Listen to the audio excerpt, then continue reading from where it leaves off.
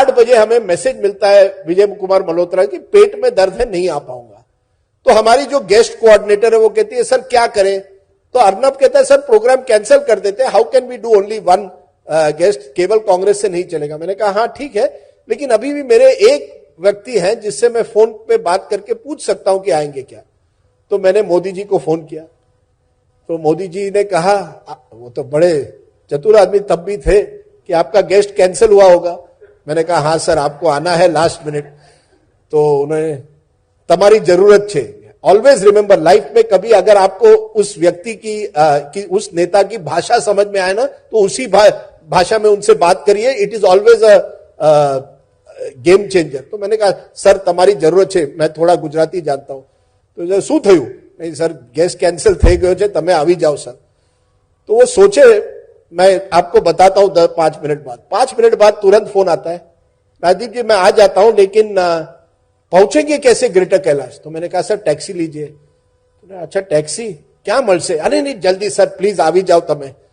तो मोदी जी टैक्सी, वो तो मैंने थोड़ा कभी किसी को कहा कि मोदी जी ने ये भी पूछा कि पैसा कौन देगा टैक्सी का, वो तो बात अलग है, वो तो नहीं कहा उन्होंने, पर उन्होंने कहा चलो मैं आ रहा हूं। मोदी जी उस टाइम 9:55 पर दौड़ते हुए आते हैं, राजदीप जी आ गया, मैं आ गया, एक तरह से बिल्कुल। और उनकी हमेशा ड्रेसिंग तब भी white kurta, white perfect dress करके आते हैं और टॉपिक पर बहुत अच्छी तरह से बोलते हैं।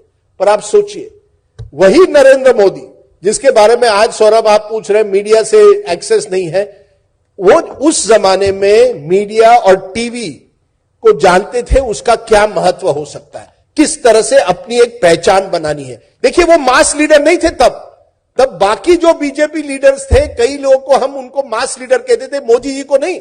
बिकॉज मोदी जी उस जमाने में पटेल डोमिनेटेड गुजराती पॉलिटिक्स में एक तरह से ओबीसी नेता की तरह जाने जाते थे। मुझे अभी भी याद है 1995 में जब बीजेपी पहली बार गुजरात में जीती थी, छोटा सा ऑफिस था उनका खानपुर में, मोदी जी बाहर बैठे थे, खाकरा खा रहे थे, बड़े नेता बीजेपी के शंकर सिंह वाघेला, केशुभाई पटेल, सुरेश मेहता अंदर की रूम में बैठे और मैं मोदी जी के साथ बाहर बैठा हूं। मैं नरेंद्र भाई को कहता हूं, क्योंकि उनका काफी योगदान था उस विक्ट्री में, उन्होंने बिल्कुल मैनेजमेंट उस विक्ट्री की थी। वो मुझे कहते हैं नहीं नहीं वो बड़े उनको बैठने दीजिए, मैं यहां हूं। उनको बुलाया नहीं गया था उस मीटिंग में। आप सोचिए, अब यही है ना, 1987 में मोदी जी पहली बार एक तरह से अपनी एक पहचान बनाते। 87 में म्युनिसिपल इलेक्शन होता है अहमदाबाद में, और वो क्या करते हैं, हर गली नुक्कड़ में जाकर पोस्टर्स देख रहे हैं कि पोस्टर लगे हुए हैं कि नहीं सब बीजेपी कैंडिडेट्स के, और वो स्कूटर के पीछे बैठे हुए हैं।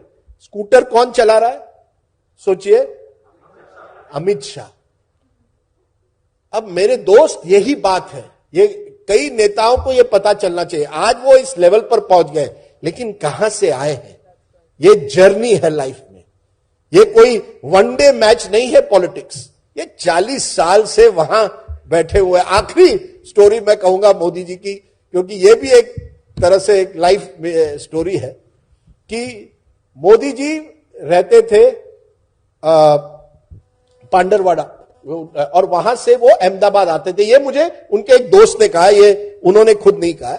और वहां उस एसटी स्टैंड जो था, वहां एक चाय की दुकान हुआ करती थी। अब वो चाय बेचते थे ये एक सवाल है, लेकिन वो चाय की दुकान पे जरूर जाते थे। उनके अंकल की मुझे लगता है एसटी स्टैंड पे दुकान थी। अब मोदी जी तब पांडरवाड़ा से अहमदाबाद बहुत कम एसटी की बस होती थी, जो सुबह आती थी, वही बस शाम को जाती थी।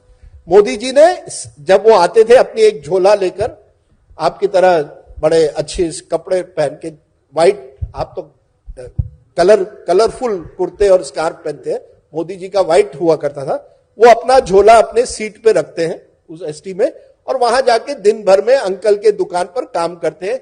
शाम को जब आते हैं, ये दोस्त ने उनके कहा, मोदी जी एक ही बार गुस्सा होते थे, अगर वो देखते थे कि उस जो बस की जो कुर्सी है ना, वहां अगर किसी ने झोला उठा के उस कुर्सी पर बैठ गए है ना, तो वो गुस्से में होते थे। उनका कहना था, एक बार मोदी जी कुर्सी पर बैठ गए ना, कुर्सी नहीं छोड़ेंगे। और ये देखिए 40-50 साल का परिश्रम है, यू कैनॉट डिनाई इट। जब हम